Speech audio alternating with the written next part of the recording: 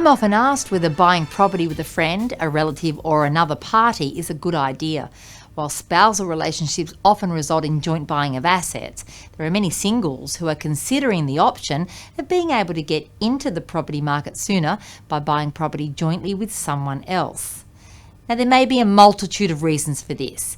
It could be that they can't afford to go alone or can't save enough of a deposit, or they feel more confident buying with someone else than they would alone. Whatever the reason, it might seem like a good idea at the time, but like a lot of good ideas, it can all come apart later on. The first concern is the mortgage payments. You know that you can afford to meet the repayments and that you've enough money to meet any shortfall between what comes in from the rent and what goes out. You know that your job is secure, and so you'll always have a steady income flow. But can you be as sure about the person that you're planning to buy with? It's amazing how quickly someone's circumstances can change, and the last thing you need is to be left holding all of the commitments on a property whose title you only half own. Next comes the loan, where all parties are bringing in the same amount of money as a cash deposit, and a joint loan secured by only the property being purchased is accessed. Things are relatively simple. Where one party has their share of the deposit tied up as equity in other property, it will need to be released, probably in the form of another separate debt. You might be asked to be a guarantor for that debt since you're buying together, and this in turn could hamper your own future ability to buy property, since a guarantor debt is considered to be owned also by the guarantor. Remember too that when you sign mortgage documents for a debt where another party's involved, you become jointly and severally responsible for the repayment of that debt.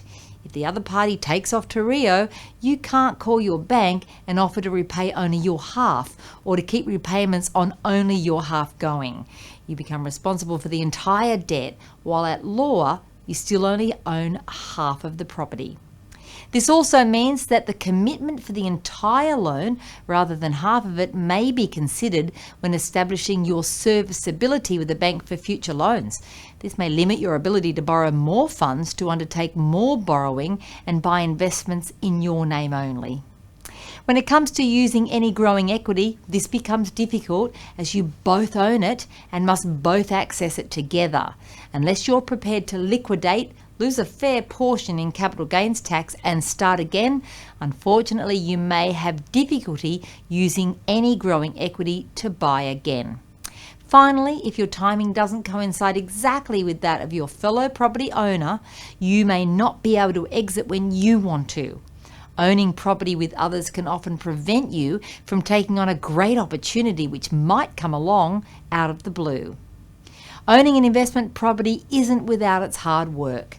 There's rent to acquit, leases and property managers to oversee, repairs to approve and accounting to do. If you suddenly find yourself doing all the work, it may seem unfair that you're only accessing your title share of any growing equity.